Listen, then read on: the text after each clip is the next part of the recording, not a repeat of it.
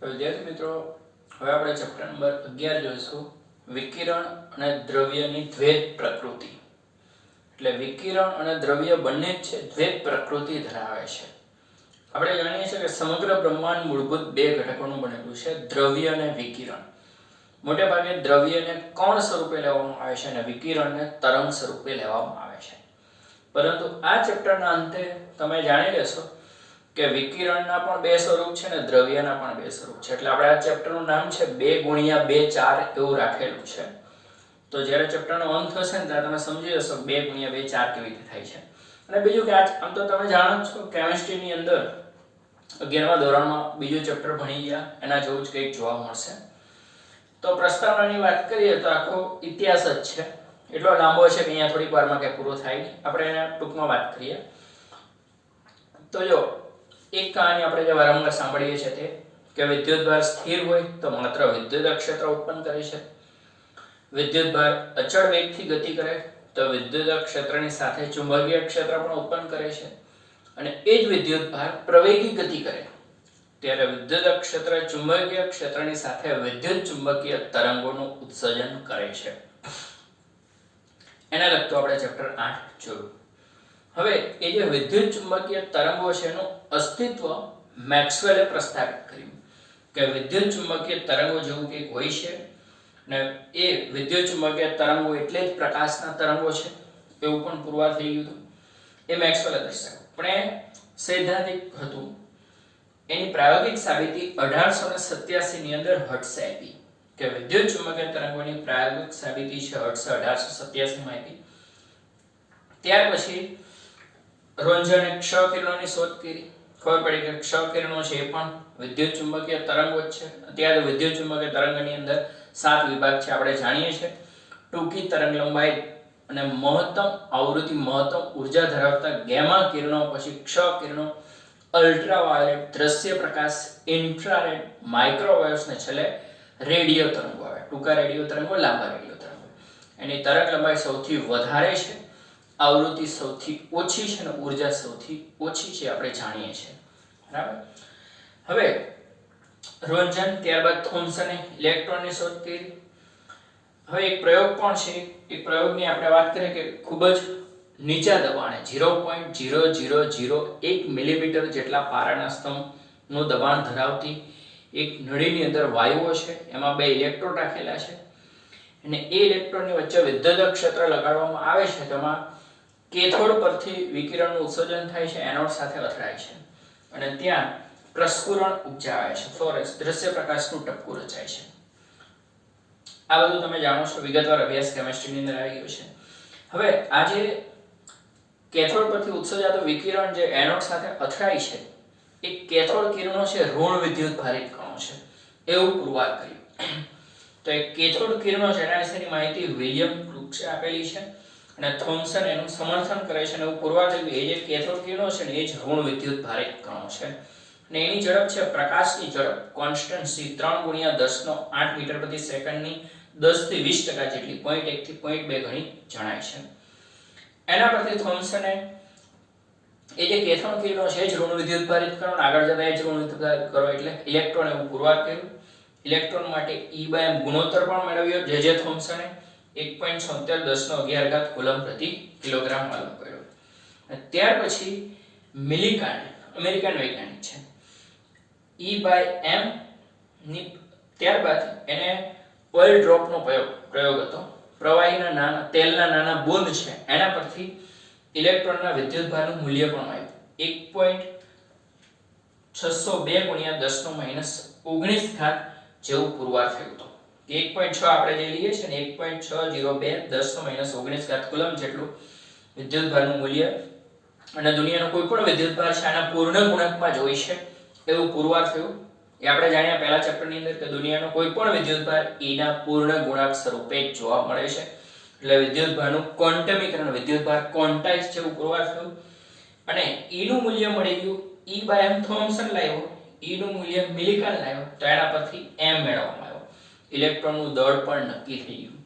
તો આ બધી પ્રસ્તાવના છે. હજી આમાં ઘણી બધી ચર્ચાઓ છે જેની આપણે વાત નથી કરતા કારણ કે એ ચેપ્ટરમાં વિગતવાર આવવાની છે. જ્યાં ચેપ્ટરમાં નથી આવવાનું એની આપણે ટૂંકમાં વાત કરી દીધી ઇતિહાસમાં. બાકી જે આવવાનું છે તે હવે આપણે જોઈશું. તો આ પ્રસ્તાવના છે, આમાંથી ખાસ તમારે કંઈ યાદ રાખવાની જરૂર પડતી નથી. પ્રસ્તાવના પણ હવે પહેલો સવાલ, પહેલો ટોપિક બનશે ઇલેક્ટ્રોનનું ઉત્સર્જન. તો જો દરેક ધાતુ પાસે ઇલેક્ટ્રોન છે આપણે જાણીએ છીએ, અને ધાતુની વાહકતા ઇલેક્ટ્રોનને જ આભારી છે. ધાતુમાંથી ઇલેક્ટ્રોન મુક્ત થવાનો પ્રયત્ન કરે, માની લો કે ધાતુમાંથી ઇલેક્ટ્રોન સહેજ બહાર આવે એટલે એના જે પરમાણુ છે ધન વિદ્યુતભારિત બની જશે. ધન વિદ્યુતભાર બની જાય એટલે ઇલેક્ટ્રોન પર આકર્ષી બળ લગાડશે, ઇલેક્ટ્રોન પાછો ધાતુમાં પકડાઈ જશે. એટલે આ ઇલેક્ટ્રોન છે ધાતુમાં સતત અસ્તવ્યસ્ત ગતિ કરી શકે, ધાતુમાં ગમે ત્યાં ફરી શકે છે, ધાતુમાંથી આપમેળે બહાર આવી શકતા નથી. આ તો આપણે ત્રીજા ચેપ્ટર પ્રવાહ વિદ્યુતથી જાણીએ છીએ કે ધાતુમાં ઇલેક્ટ્રોન ગમે ત્યાં ફરવા માટે છૂટ છે, પણ ધાતુમાંથી બહાર નથી આવી શકતા. કારણ કે જો બહાર આવવાનો પ્રયત્ન કરે તો ધાતુના જે પરમાણુ છે ધન વિસ્ફારિત બનશે, ઇલેક્ટ્રોન પર આકર્ષી બળ લગાડશે, પાછું ઇલેક્ટ્રોન એમાં પકડાઈ જશે. તો જો ઇલેક્ટ્રોનને એટલી ઊર્જા આપણે આપી શકીએ કે ઇલેક્ટ્રોન એટલી ઊર્જા મેળવે કે જે આકર્ષિત બળને પાર કરવા પૂરતી હોય તો જ ધાતુમાંથી ઇલેક્ટ્રોન બહાર આવી શકે છે. હવે એમાં પાછી ઊર્જા છે, સૌથી ઉપરની કક્ષામાં જે ઇલેક્ટ્રોન એને ઓછી ઊર્જા જોઈએ, એની નીચેની કક્ષામાં ઇલેક્ટ્રોન બહાર આવવા માટે વધારે ઊર્જા જોઈએ. તો આપણે લઘુત્તમની વાત કરીએ, બાહ્ય સપાટીના ઇલેક્ટ્રોન જેને વેલેન્સ ઇલેક્ટ્રોન કહે છે. તો ધાતુની સપાટીમાંથી ઇલેક્ટ્રોનને મુક્ત કરવા માટે જરૂરી લઘુત્તમ ઊર્જાને કાર્ય વિધેય કહેવામાં આવે છે. વર્ક ફંક્શન કાર્ય વિધેય, કે ધાતુની સપાટીમાંથી ઇલેક્ટ્રોનને મુક્ત કરવા માટે જરૂરી લઘુત્તમ ઊર્જાને કાર્ય વિધેય કહેવામાં આવે છે. લઘુત્તમ શબ્દ વાપરેલો સૌથી ઉપરની કક્ષાના ઇલેક્ટ્રોનને બહાર આવવા માટે ઓછામાં ઓછી આટલી ઊર્જા જોઈએ. 50 વડે દર્શાવવામાં આવશે. આનો એકમ ઇલેક્ટ્રોન વોલ્ટ છે. ઊર્જા છે પણ વૈકલ્પિક એકમ છે, બહુ નાની હોય છે એટલે ઇલેક્ટ્રોન વોલ્ટમાં રાખેલી છે. બરાબર. ન્યુક્લિયર અને પરમાણુ ભૌતિક વિજ્ઞાનમાં ઊર્જાનો એકમ વપરાય જ છે. 1 ઇલેક્ટ્રોન વોલ્ટ એટલે 1.602 × 10⁻19 જોયેલ છે, આપણે જાણીએ છીએ કે 1 વોલ્ટનો વિદ્યુત સ્થિતિમાનનો તફાવત હોય ને એમાંથી ઇલેક્ટ્રોન પસાર થાય ને તો જે ઊર્જા મેળવે ને એને 1 ઇલેક્ટ્રોન વોલ્ટ કહેવાય. આનો આંકડો થશે. હવે આ વર્ક ફંક્શન છે શેના ઉપર આધાર રાખે? દેખીતી વસ્તુ કે ધાતુ ઉપર, ધાતુના પ્રકાર ઉપર, સપાટી ઉપર પણ આધાર રાખે. સપાટી ઉપર કાટ જામી ગયો છે, સ્વચ્છ કરેલી સપાટી છે વગેરે બાબત પર આધાર રાખશે. કઈ ધાતુ માટે એનું મૂલ્ય કેટલું હશે? તો પ્લેટિનમ ધાતુ છે એના માટે કાર્ય વિધેય વર્ક ફંક્શન મહત્તમ છે 5.65 ઇલેક્ટ્રોન વોલ્ટ, અને સીઝિયમ માટે એનું મૂલ્ય લઘુત્તમ છે 2.14 ઇલેક્ટ્રોન. બાકીની ધાતુઓ માટે કોષ્ટકની અંદર ટેક્સ્ટ બુકમાં 11.1 ટેબલની અંદર બધી ધાતુઓ માટે આ વર્ક ફંક્શનના મૂલ્ય આપેલા છે. આપણે મહત્તમ અને લઘુત્તમ અહીંયા દર્શાવી દીધું. તો ધાતુમાંથી ઇલેક્ટ્રોન મુક્ત કરવા માટે જરૂરી લઘુત્તમ ઊર્જા વર્ક ફંક્શન કહેવાય. વર્ક ફંક્શન જેટલી ઊર્જા આપણે ઇલેક્ટ્રોનને આપીએ તો ધાતુમાંથી બહાર આવી શકે, જસ્ટ બહાર આવી શકે. પહેલા કરતા વધારે આપો તો બહાર નીકળીને પણ ગતિ કરી શકશે. હવે આ ઊર્જા ઇલેક્ટ્રોનને આપવી કઈ રીતે? તેના માટેની 3 રીત અહીંયા બતાવવામાં આવેલી છે. એક છે તાપીય ઉત્સર્જન અથવા થર્મિયોનિક ઉત્સર્જન, ઉષ્મીય ઉત્સર્જન પણ કહેવામાં આવે છે, કે ધાતુના ફિલામેન્ટમાંથી વિદ્યુત પ્રવાહ પસાર કરી અને એને પૂરતી ગરમ કરવામાં આવે. એકદમ સિમ્પલ વિચારો તો ધાતુને અમુક તાપમાન સુધી ગરમ કરવામાં આવે તો એ ઉષ્મીય ઊર્જા મેળવેલી ઇલેક્ટ્રોન ધાતુમાંથી બહાર આવી જાય છે. એક આ રીત છે. બીજી છે ક્ષેત્રીય ઉત્સર્જન.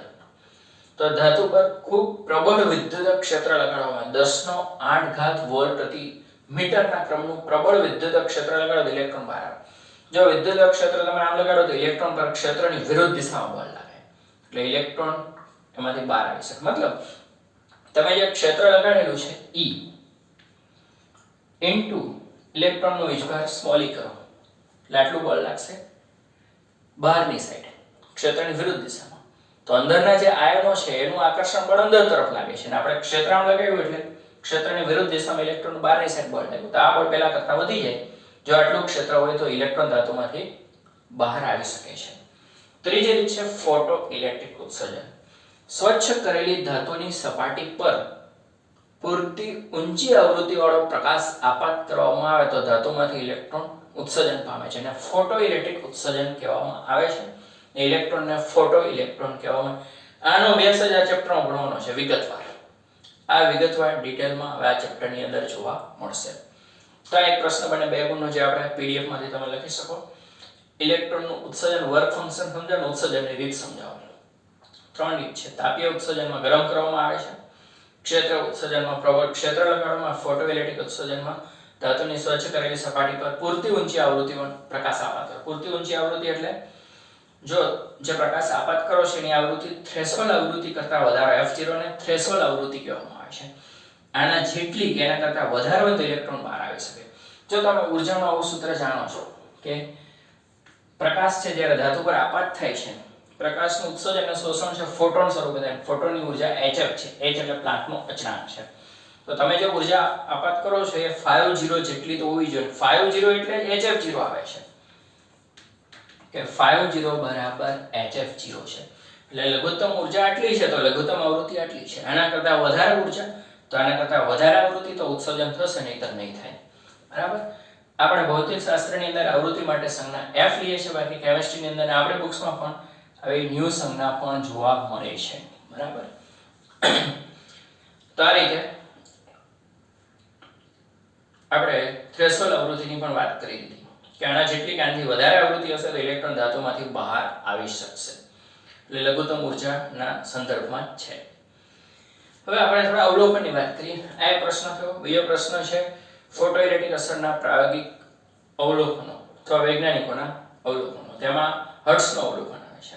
1887માં હર્ટ્ઝે પ્રયોગ કર્યો. હકીકતમાં હર્ટ્ઝ કે ફોટોઇલેક્ટ્રિક અસર માટે પ્રયોગ નહોતો કરતો. હર્ટ્ઝ વિદ્યુત ચુંબકીય તરંગોના ઉત્સર્જનનો પ્રયોગ કરતો હતો. એમાં કેથોડ અને એનોડ બે ઇલેક્ટ્રોડ વચ્ચે સ્પાર્ક ડિસ્ચાર્જની ઘટનાથી એ વિદ્યુત ચુંબકીય તરંગો ઉત્સર્જન કરવાનો પ્રયત્ન કરતો હતો. એમાં ફોટોઇલેક્ટ્રિક અસરની આકસ્મિક રીતે શોધ કરી નાખી. હર્ટ્ઝના પ્રયોગની અંદર શું હોય છે કે બે ઇલેક્ટ્રોડ છે ને એમની વચ્ચે સ્પાર્કિંગ થાય. સ્પાર્કિંગ થાય એટલે એમાંથી પ્રકાશ દેખાય, વિદ્યુત ચુંબકીય તરંગોનું ઉત્સર્જન થાય છે. અહીંયા કઈ રીતે લખેલું છે અવલોકન ટેક્સ્ટબુકની અંદર તે જોઈએ તો હર્ટ્ઝના અવલોકનમાં સ્પાર્ક ડિસ્ચાર્જ દ્વારા વિદ્યુત ચુંબકીય તરંગોના ઉત્સર્જનના પ્રાયોગિક અવલોકન દરમિયાન હર્ટ્ઝે જે અવલોકન કર્યું તે શું હતું? હર્ટ્ઝે અવલોકન કર્યું કે જ્યારે ઉત્સર્જક પ્લેટને આર્ક લેમ્પના અલ્ટ્રાવાયોલેટ પ્રકાશ વડે પ્રકાશિત કરવામાં આવે છે ત્યારે ડિટેક્ટર લૂપની આસપાસ ઊંચા વોલ્ટેજના સ્પાર્ક વધુ તીવ્ર થઈ જાય છે. માની લો કે આ ઉત્સર્જક પ્લેટ છે, E નામ આપી દઈએ, અને આ કલેક્ટર પ્લેટ છે જે ઇલેક્ટ્રોન કલેક્ટ કરે છે. તો આના પર અલ્ટ્રાવાયોલેટ પ્રકાશ, પહેલા સ્પાર્કિંગ તો થતું હતું પણ આના પર અલ્ટ્રાવાયોલેટ પ્રકાશ આપાત કર્યો ને તો આમાંથી ઇલેક્ટ્રોન ઊર્જા મેળવ્યા કે આ ધાતુ પર પ્રકાશ આપાત થયો ને આપાત પ્રકાશની ઊર્જા વધારે હતી એટલે ઇલેક્ટ્રોનનું ઉત્સર્જન થયું ને ઇલેક્ટ્રોન સહેલાઈથી કલેક્ટર પર પહોંચવા માંડ્યા. એટલે ઊંચા વોલ્ટેજના સ્પાર્ક વધુ તીવ્ર હતા. એટલે એ વસ્તુ એવું પુરવાર કરી દીધું કે ધાતુ પર અલ્ટ્રાવાયોલેટ પ્રકાશ આપાત કરવાથી આપાત પ્રકાશ પાસેથી ઇલેક્ટ્રોન ઊર્જા મેળવી અને ઇલેક્ટ્રોન ઉત્સર્જિત થઈને ગતિ કરી એટલે ખૂબ જ તીવ્ર સ્પાર્ક જોવા મળ્યું. તો હર્ટ્ઝનો પ્રયોગ હતો, હર્ટ્ઝનું અવલોકન હતું. ત્યારબાદ હોલવાસ અને લેનાર્ડના અવલોકનની વખતે જો આ ફોટોઇલેક્ટ્રિક અસર માટે લિનાર્ડનો જે પ્રયોગ છે વિગતવાર હવે પછી ચેપ્ટરમાં એ જ ભણવાનો છે. એટલે અહીંયા એની ટૂંકમાં વાત થશે, હોલવાસની વાત થશે અને પછી આખો આનો પ્રશ્ન વિગતવાર અભ્યાસ આવે જ છે. તો હોલવાસના અવલોકનની અંદર શું છે? હોલવાસે ઇલેક્ટ્રોસ્કોપને ઋણ વીજભારિત ઝિંક પ્લેટ સાથે જોડવામાં આવ્યું. ઇલેક્ટ્રોસ્કોપ એટલે પહેલા ચેપ્ટરની અંદર આપણે જોઈએ ઇલેક્ટ્રોસ્કોપ છે વિદ્યુતભારનું અસ્તિત્વ પારખવા માટેનું સાદું ઉપકરણ છે. ઋણ વીજભારિત ઝિંક પ્લેટ સાથે ઇલેક્ટ્રોસ્કોપને જોડવામાં આવ્યું. ધારો કે આ ઋણ વીજભારિત ઝિંક પ્લેટ છે અને એની સાથે ઇલેક્ટ્રોસ્કોપ જોડવામાં આવ્યું. હવે આના પર અલ્ટ્રાવાયોલેટ પ્રકાશ આપાત કરવામાં આવ્યો. તો શું થયું? આના પરનો ઋણ વીજભાર ઓછો થતો માલુમ પડે છે એટલે વીજભારનું મૂલ્ય ઘટવા માંડ્યું. બરાબર. ઋણ વીજભારિત ઝિંક પ્લેટ સાથે ઇલેક્ટ્રોસ્કોપ જોડેલું હતું એટલે એનો ઋણ વીજભાર કેટલો છે આપણે જાણી શકીએ. અલ્ટ્રાવાયોલેટ પ્રકાશ આપાત કર્યો તો ઋણ વીજભાર ઘટવા માંડ્યો, ઇલેક્ટ્રોસ્કોપથી ખબર પડી. બીજો પ્રયોગ કર્યો, તટસ્થ ઝિંકની પ્લેટ લીધી, એને ઇલેક્ટ્રોસ્કોપ સાથે જોડી, 0 વીજભાર બતાવે છે. અલ્ટ્રાવાયોલેટ પ્રકાશ આપાત કર્યો, પ્લેટ ધન વીજભારિત બનવા માંડી. ત્રીજો પ્રયોગ કર્યો, ધન વીજભારિત ઝિંક પ્લેટ ઇલેક્ટ્રોસ્કોપ સાથે જોડવામાં આવી, અલ્ટ્રાવાયોલેટ પ્રકાશ આપાત કર્યો, ધન વીજભારનું મૂલ્ય વધવા માંડ્યું. ધ્યાનથી જો તો ત્રણે પ્રયોગના પરિણામ એક સરખા જ છે. ઋણ વીજભારિત પ્લેટ પરથી ઋણ વીજભાર ઓછો થયો, તટસ્થ હતી તો ધન વીજભારિત બની ગઈ, ધન વીજભારિત હતી તો વધારે ધન વીજભારિત બની. આપણે જાણીએ છીએ કે અલ્ટ્રાવાયોલેટ પ્રકાશ આપાત કરવાથી ધાતુમાંથી ઇલેક્ટ્રોનનું ઉત્સર્જન થયું. જે ઋણ વીજભારિત પ્લેટ હતી એમાંથી ઇલેક્ટ્રોનનું ઉત્સર્જન થયું એટલે ઋણ વીજભાર ઓછો થયો. તટસ્થ હતી, ઇલેક્ટ્રોનનું ઉત્સર્જન થયું, ધન વીજભારિત બની. ધન વીજભારિત હતી, ઇલેક્ટ્રોનનું ઉત્સર્જન થયું વધારે ધન વીજભારિત બની. એટલે ત્રણ પ્રયોગ એવું પુરવાર કર્યું કે ધાતુની સપાટી પર અલ્ટ્રાવાયોલેટ પ્રકાશ આપાત કરવાથી ઇલેક્ટ્રોન ઋણ વીજભારિત કણોને એમાંથી ઉત્સર્જન થાય, એ ઋણ વીજભારિત કણો એટલે જ ઇલેક્ટ્રોન એવું નામ જે થોમ્સને પાડી દીધું. તો આ હોલવાર્ટ્સનો પ્રયોગ હતો, જેને 1888માં કર્યો, હર્ટ્ઝના પ્રયોગ પછી 1 વર્ષ પછી. હવે અત્યાર સુધીની ચર્ચામાં આપણે જોયું કે લઘુત્તમ ઊર્જા આટલી હોય તો ઇલેક્ટ્રોન ઉત્સર્જન થાય છે, આવૃત્તિ આટલી હોવી જોઈએ. તો આ આવૃત્તિ કેટલી છે જાણવી પડે. તો બધી ધાતુઓ માટે આનું મૂલ્ય ફિક્સ નથી, એનો વિસ્તાર ગાળો આવે છે. મોટાભાગની ધાતુઓ છે ઝીંક, કેડમિયમ, મેગ્નેશિયમ, એની થ્રેશોલ્ડ આવૃત્તિ જે છે ને અલ્ટ્રાવાયોલેટ વિભાગમાં આવે છે, એટલે ઓછી આવૃત્તિના વિભાગની અંદર આવે છે. ત્યારબાદ આલ્કલી ધાતુઓ છે lithium, sodium, potassium, caesium, rubidium માટે થ્રેશોલ્ડ આવૃત્તિનું મૂલ્ય દ્રશ્ય પ્રકાશ વિસ્તારની અંદર આવે છે. તો ઝીંક, કેડમિયમ, મેગ્નેશિયમ ની થ્રેશોલ્ડ આવૃત્તિ અલ્ટ્રાવાયોલેટ વિભાગમાં છે. આલ્કલી ધાતુઓમાં લિથિયમ છે, સોડિયમ છે, પોટેશિયમ છે, સીઝિયમ છે, રૂબિડિયમ છે, દ્રશ્ય પ્રકાશની અંદર આવે છે. વિદ્યુત ચુંબકીય વર્ણપટના 7 વિભાગ તમે જાણો છો. તો આ રીતે હોલવાર્ટ્સનો પ્રયોગ સમજી શકાય. ચલો લિનાર્ડનું નામ લખ્યું છે તેની ટૂંકમાં વાત કરીએ, પછી એનો પ્રયોગ વિગતવાર આવશે. કે શૂન્યાવકાશી ચેમ્બર હોય છે, એમાં અહીંયા અલ્ટ્રાવાયોલેટ પ્રકાશ આપાત કરવામાં આવે છે. આ ઉત્સર્જક છે, ઉત્સર્જક પર અલ્ટ્રાવાયોલેટ પ્રકાશ આપાત કરો એટલે એમાંથી ઇલેક્ટ્રોન ઉત્સર્જન થાય છે. અહીંયા કલેક્ટર છે, ઇલેક્ટ્રોન કલેક્ટ કરે છે, બાહ્ય પરિપથમાં મોકલે છે, એટલે એમાંથી વિદ્યુત પ્રવાહ વહે છે. એ લિનાર્ડનો પ્રયોગ છે કે શૂન્યાવકાશી નળીની અંદર 2 ઇલેક્ટ્રોડ છે. એક ઇલેક્ટ્રોડ છે ઉત્સર્જક છે, એના પર પૂરતી ઊંચી આવૃત્તિવાળો અલ્ટ્રાવાયોલેટ પ્રકાશ આપાત કરવામાં આવે છે, એટલે એમાંથી ઇલેક્ટ્રોન ઉત્સર્જન થાય છે. અને બીજો જે એનોડ છે એ ઇલેક્ટ્રોનને પોતાના તરફ ખેંચે છે, કારણ કે આની સાપેક્ષ એને ધન સ્થિતિમાં રાખવામાં આવે છે, અને બાહ્ય પરિપથમાં ઇલેક્ટ્રોન વહેશે એટલે વિદ્યુત પ્રવાહનું નિર્માણ થાય છે. લિનાર્ડનો પ્રયોગ. તો હવે પછી આપણે જે ચેપ્ટરમાં ભણવાનું છે હવે લિનાર્ડનો પ્રયોગ, પ્રયોગના અવલોકન, એના આલેખ વગેરે એ જ ફોટોઇલેક્ટ્રિક અસર દર્શાવે છે. તો હવે ચેપ્ટરની મુખ્ય શરૂઆત થાય, કારણ કે હવે લિનાર્ડના બાકીના બધા પ્રશ્નો લિનાર્ડના પ્રયોગ સાથે સંકળાયેલા જ રહેશે. બીજા સૂત્ર પણ આવશે, એના માટેના દાખલાઓ પણ આવશે. બરાબર. એટલે હવેથી આખું સળંગ ટોપિક જોવા મળશે. એ નેક્સ્ટ વિડીયોમાં જોઈશું.